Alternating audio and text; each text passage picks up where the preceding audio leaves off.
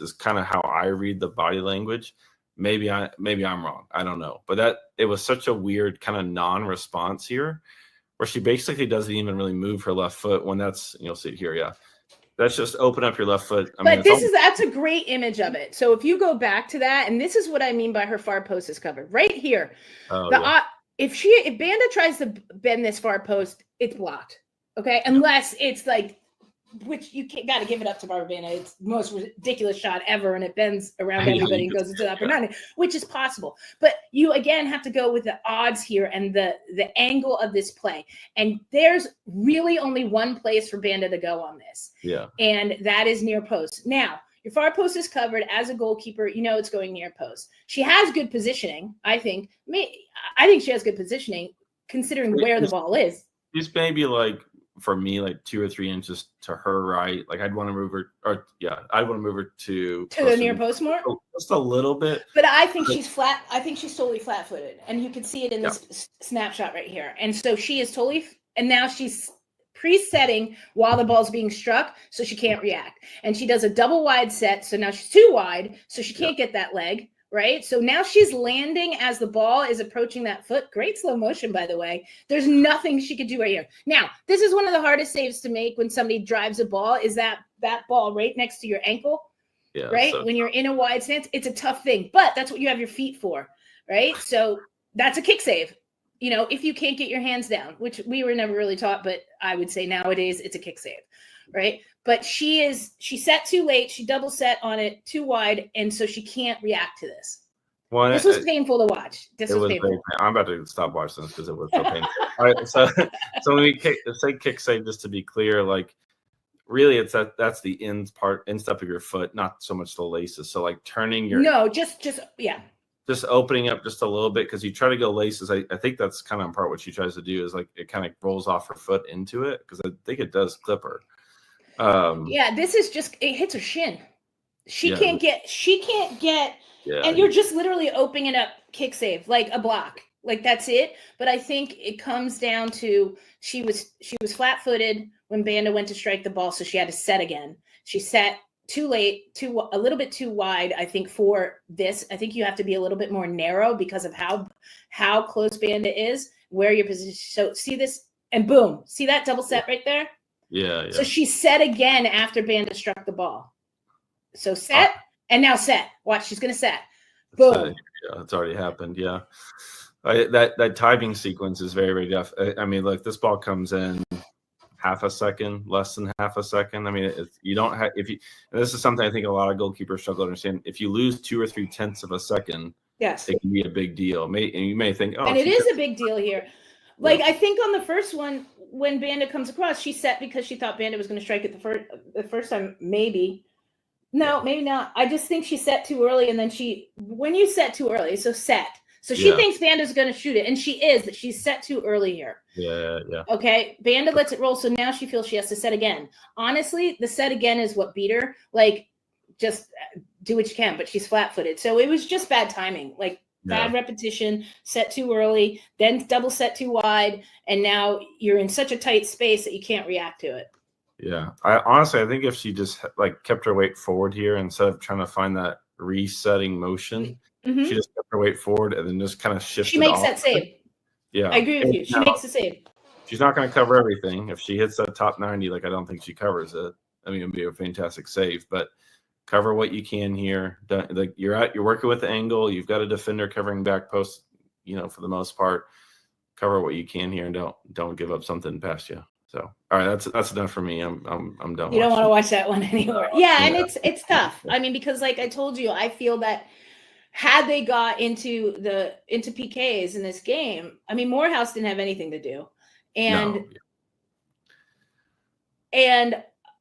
I feel that I would have given the nods to Kingsbury, and that's more because of a mental thing. I think the other team knows Kingsbury right now is hot on PKs, even though we've broken down the PKs and said they were bad PKs, good saves, but bad PKs at the same time.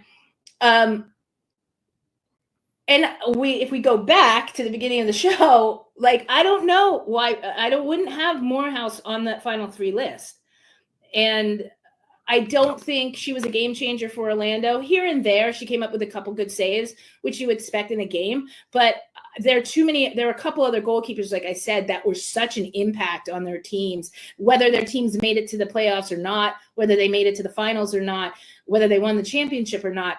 They kept their teams alive, and kept games competitive and gave their teams a chance all season.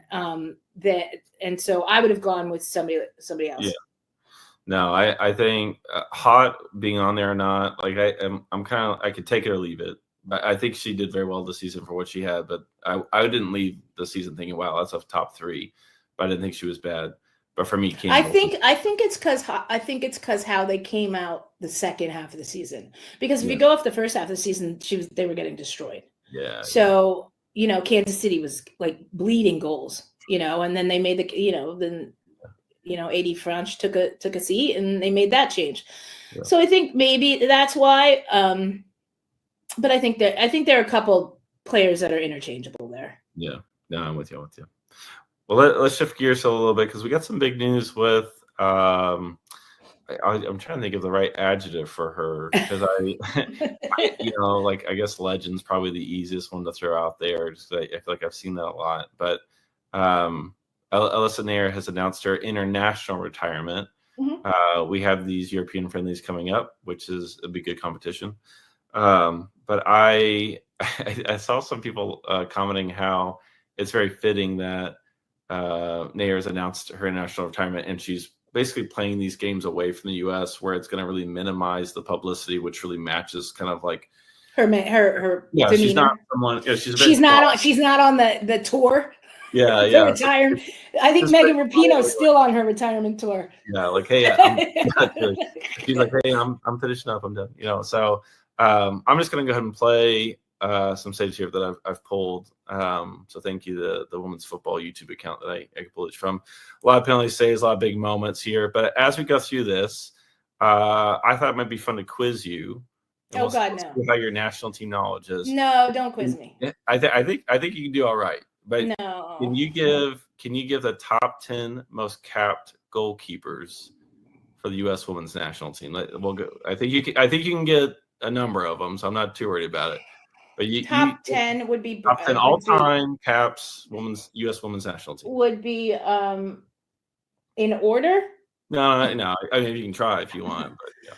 In order, I'm not sure I can get that, but I think it would be Solo, Scurry. Yeah, that's 2. Nair. Yeah. So it's 3. God, you gave me 10.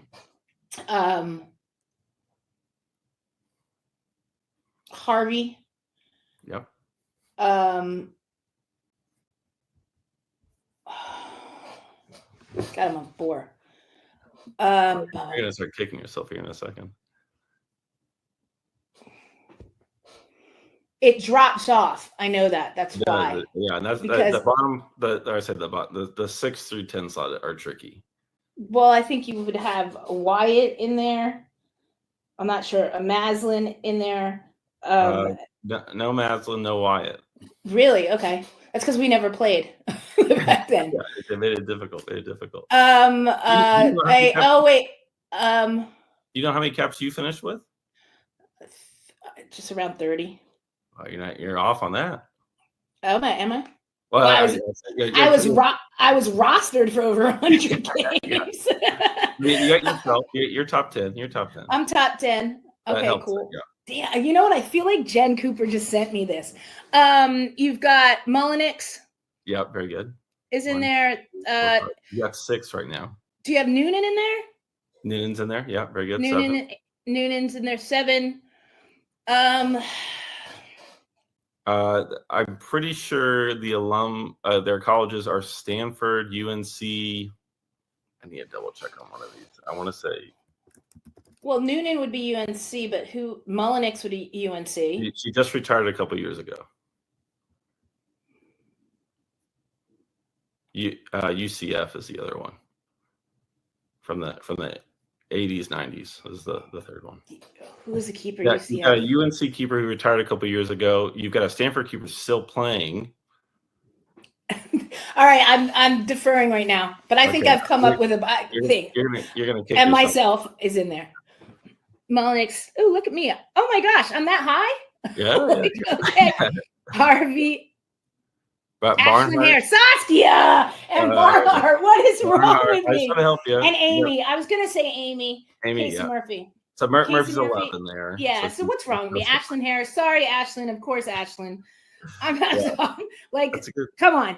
But I think I got more than any of them would have gotten. Like, so if you would have, they wouldn't have known about like me, Harvey, Amy, Barnhart, of course, Barney, of course. There. Wow, so I didn't realize. That's funny. It's so funny to me that Barnhart is. I mean, what is she? She's 42. She's still rolling. She's yellowed out because she's still active. But and then of course Amy. I was gonna say Amy. Yeah. But Nair. This is also the Nair's got a different cap total. This is out of date from Wikipedia, but she's still third all time. But yeah, no, okay. Again, I figured you get most of them, but you get some apologies to go. Yeah, I know. I have some apologies. One, especially to Ashlyn and Barney. Yeah, that's right. 100%. But like I said, to do that quiz for them, and I think they would have missed some people. Yeah. No, that would be good. That'd be good. Okay, so we're gonna wrap up with two quick things here as we kind of call-ups. Well, yeah. So we got call-ups here. So real quick, we have so we have a really interesting group here.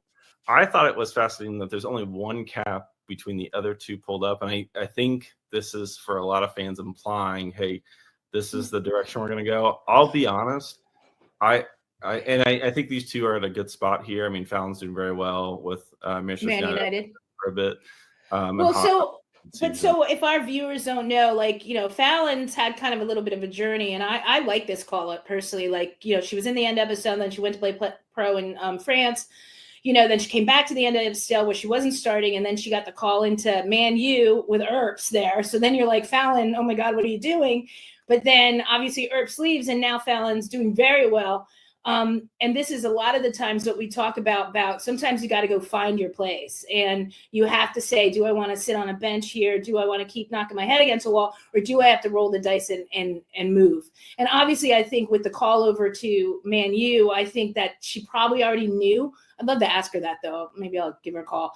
Like that Earps was kind of going to leave. I like this call up.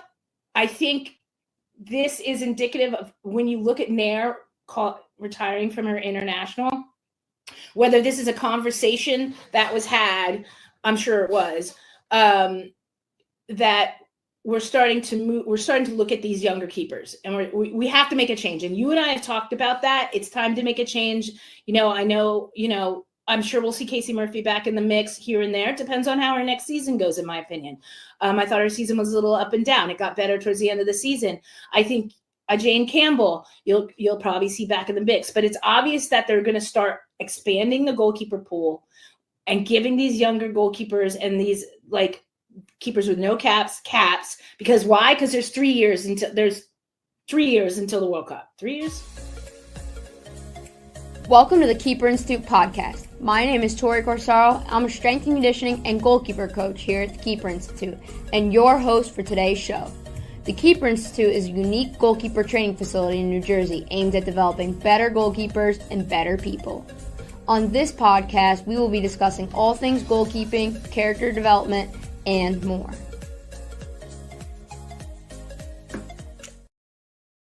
Welcome back to another episode of the Keeper Institute podcast.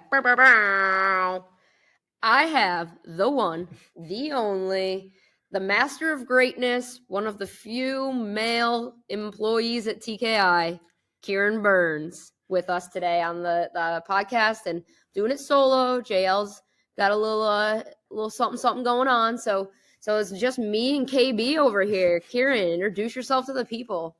Wow, what an intro, Tori, honestly. Couldn't have thought of anything better. But I'm Kieran. I've been a coach at TKI for 5 years now, I think. It's a while, 5 years.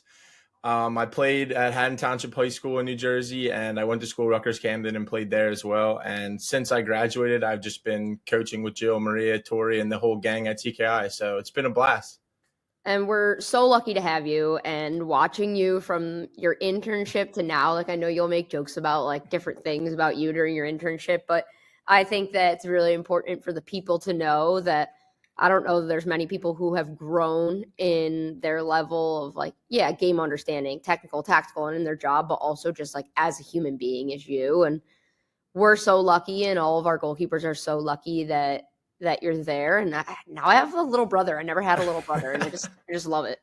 Yeah, I feel like I found myself at TKI, honestly, like more just like seeing the drive that everybody had and everyone just being the best versions of themselves at the end of the day, just kind of made me fix some things that I needed to work on overall, just like outside of coaching, just more in my personal life. And I feel a lot happier now, a lot better about myself overall. I feel like more drive and just more aspirations and more goals. And it's just awesome. It's just great when you're around like-minded people that want the same for you or just want to do the same for themselves. Yeah, that's amazing, because I think that's a sentiment that you and I can definitely relate on and share, and like just the sure impact and like kind of growing up almost with the company. Like you and I were probably, I was a little older, maybe the same age as you, like when you interned versus like when I came. So we have that similarity of like, wow, it feels like I did a lot of my growing and my growth here. But to go like a little bit more back, and then we'll come forward to your job at TKI, what do you think like your goalkeeper training, or like, I'm not sure if you coached much before coming to TKI. Like what was your experience with the position or coaching like prior to TKI? Yeah, I had like, I feel like a really relatable story when it comes to like being put in goal. Just was playing high school soccer and nobody really wanted to play in goal, or we didn't honestly have a JV goalkeeper my freshman year. And my friends still to this day love to like rag on me about it. But we were riding our bikes home after practice, and the JV coach was like mentioning that I should go in goal. And I was totally against it. I loved scoring goals. I loved playing the field. Just a lot of players I watched on TV were like scoring goals, like getting assists, and that's all that where my head was at. And it was tough. And a lot of my friends just convinced me to do it because they're like, you'd be so good at it, man. Like, we really believe in you and we think you can do it. And there's an easier role for you to play on varsity. So I kind of just got thrown into goal with zero training or like zero experience. And one of my neighbors ended up giving me some like small technical training with cones, nothing really like mind blowing at all, just like footwork through cones with some handling and diving.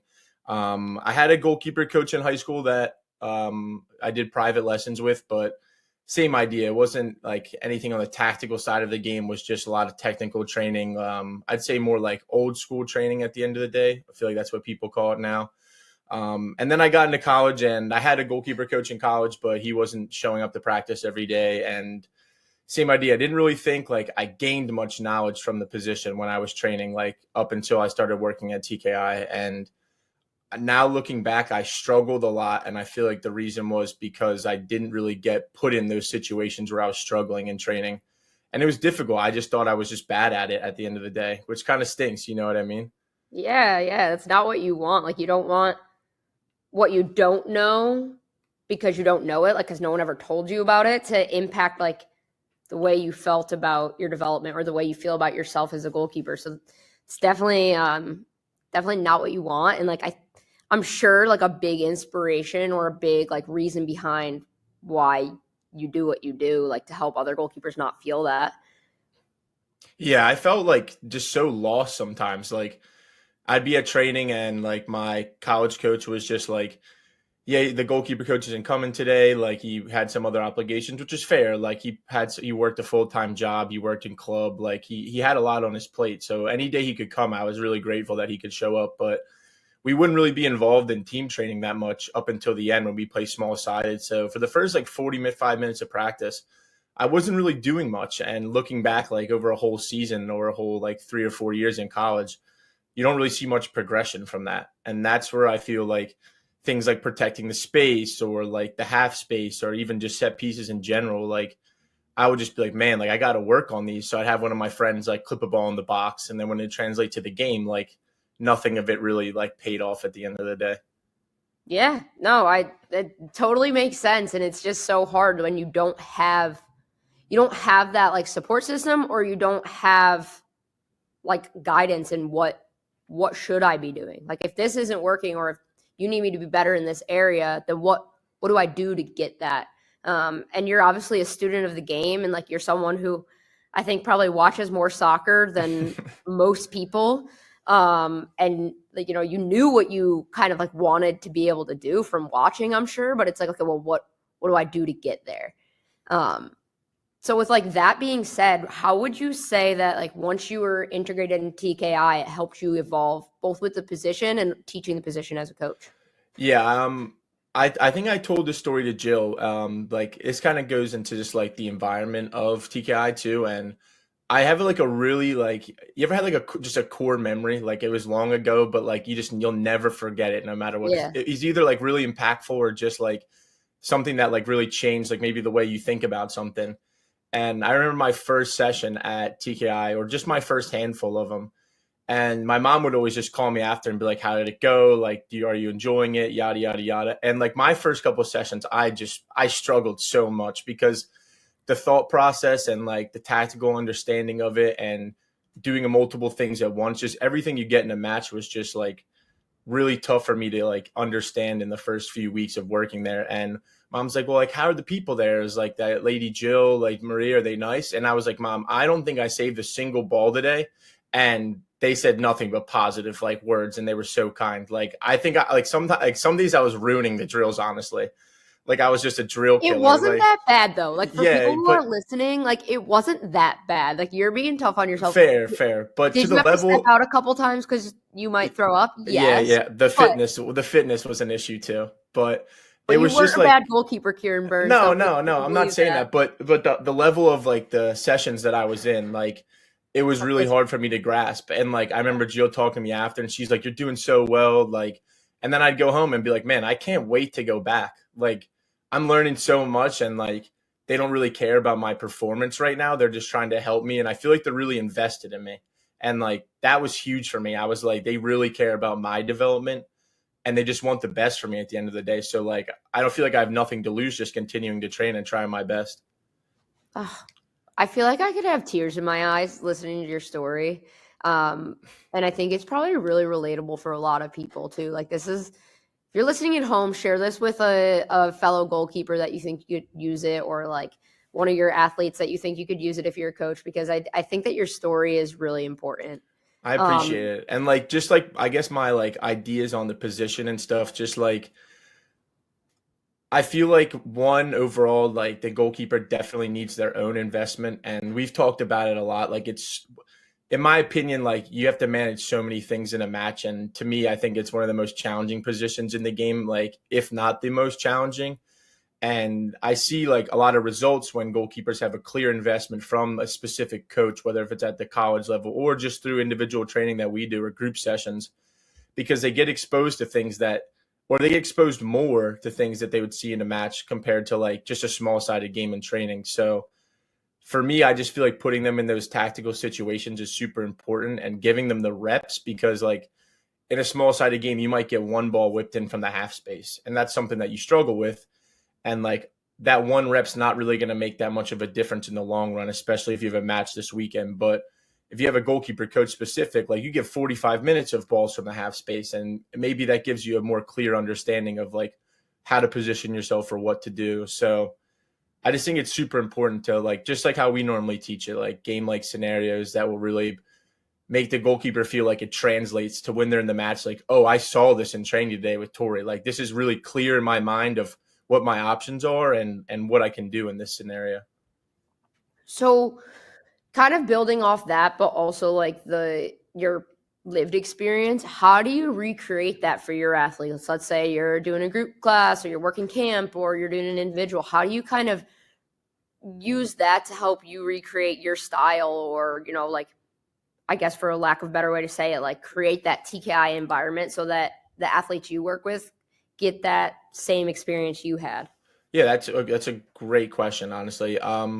First, I would try to assess like what the goalkeeper needs at the end of the day. So I really do like to ask them sometimes, because I feel like as much as it's important for me to know what they need to work on, at the same time, I feel like it's important for them to a certain extent to take ownership of their own development. And I don't see them on the weekends for their matches and stuff. I might see a group once a week usually. So I normally ask them like, hey, is there something in a match that you've been struggling with or where you need more support?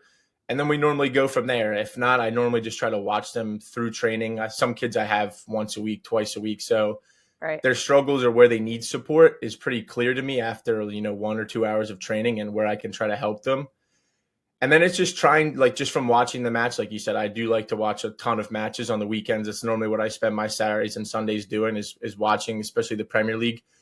And over the years, I've spent a lot more time watching the NWSL just because I think it's important to me and it's important to you guys. So I think it's really important that a lot of people tune in, because the game is NWSL is sick. That's another conversation. But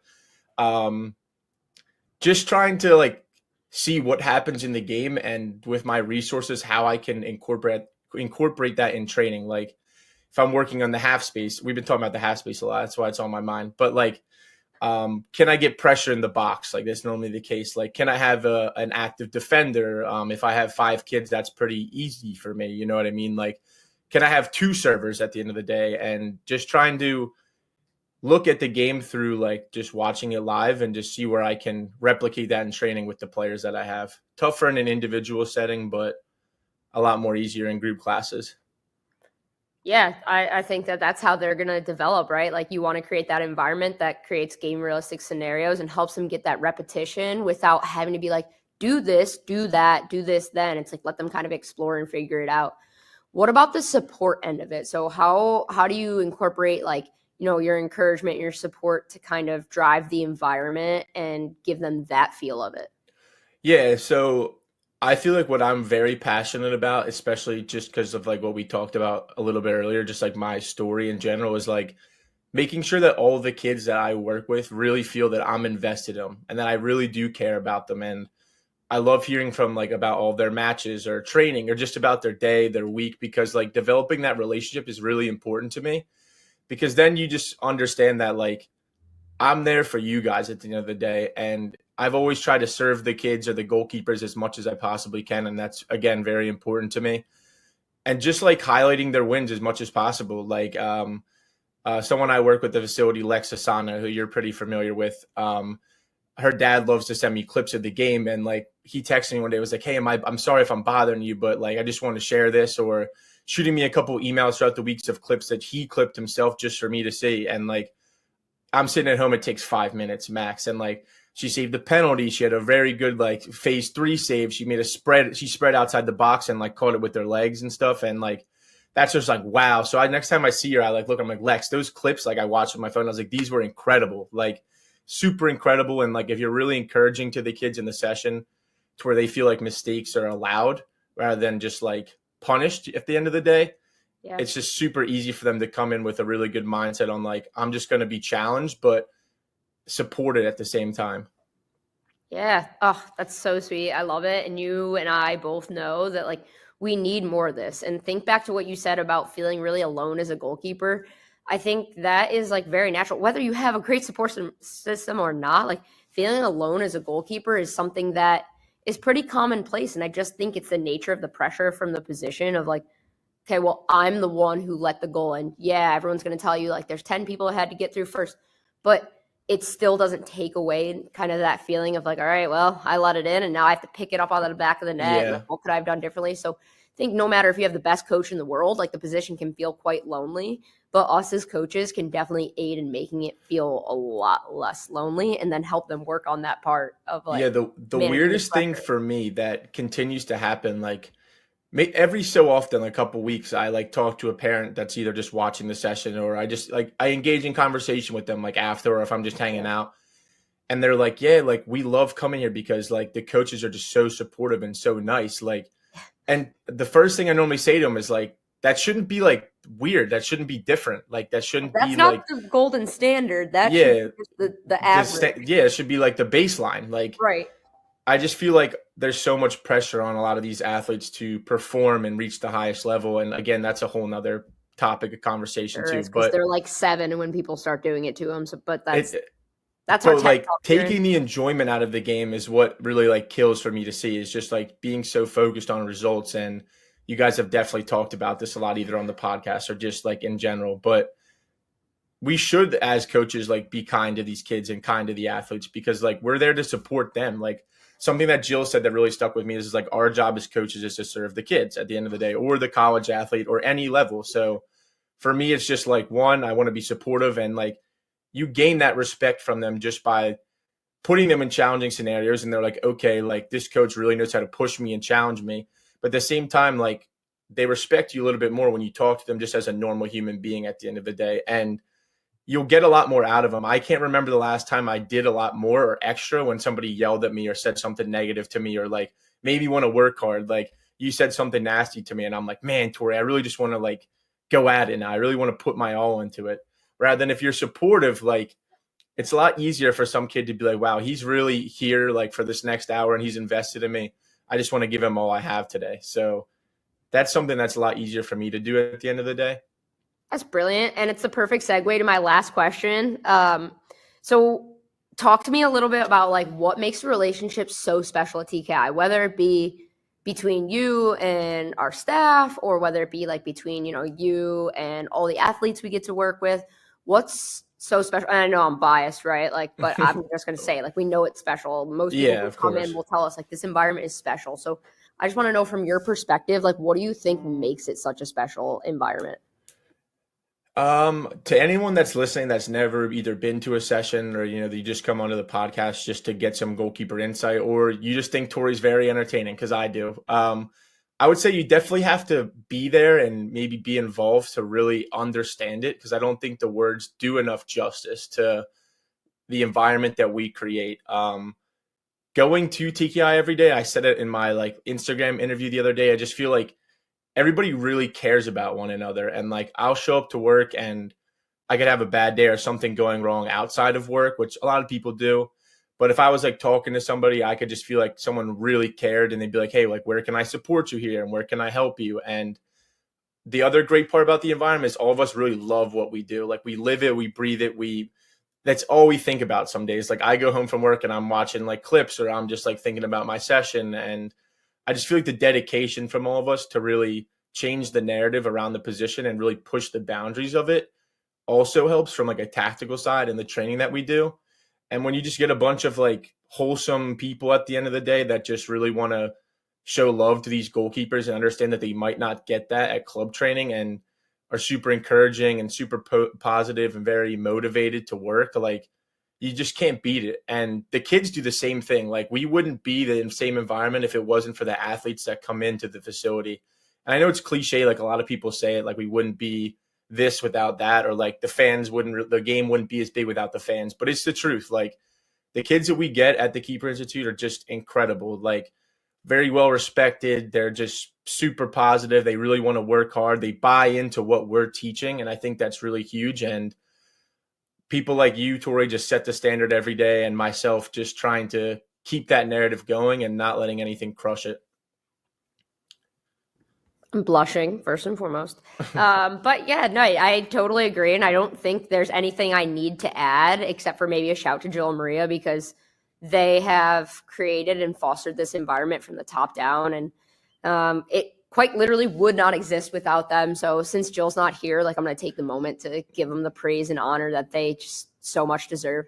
But you said it perfectly, that is it. Like it's just the support, the care, the empathy and respect for one another, like all the way from the top down to the athletes we work with. But you're right, they're so incredible. And I just love the way you put that. So it's just amazing. They just like, some of them, like I've had a couple instances where a lot of like, you know, some of the athletes are pretty shy. Like some people are shy, but it's really amazing. Like after like my second or third session with them, or even in the group classes, like you really see their personality show. And like my favorite thing to see is just like when they encourage each other, like whether it's a fist bump in the goal or like them yelling for each other after a big save. Because like when you're working with your peers and like you really get support from your peers, and it could be a weird environment. Like you come to work with 5 of their goalkeepers, and luckily like that maybe you've never met. Oh yeah. And you might not like train on the same team as them, which might make it a little bit easier in my opinion, just like not having that competitiveness of like who's taking the starting role at the end of the day. But it's just really cool to see, like you could be a little bit insecure. Like these 5 people might know more than me, or it's my first time at the Keeper Institute, but then the culture of it, like the kids that have been there that might be in the class or doing the individual, try to bring in the newer faces to make them feel more welcome. And it's just like, it's really incredible to see sometimes that what these athletes are capable of from like a person standpoint, rather than what they can do in the goal. Yeah, absolutely. Kieran, this has been great. I'm not going to ask any more questions because I want everyone to soak this one up, but I just really appreciate you. And I think everyone deserves to know how incredible you are. And I mean, if they want to train with you, just head over to Upper Hand, because I promise you, no one's going to put more care into you as an athlete. But if they want to just reach out and ask a question, like, where's a good spot to kind of reach you? Is it email? Is it Instagram? What's the deal? Yeah, so my Instagram, it's been on the Keeper Institute Instagram page, but it's kburnsgk_, so kburnsgk_.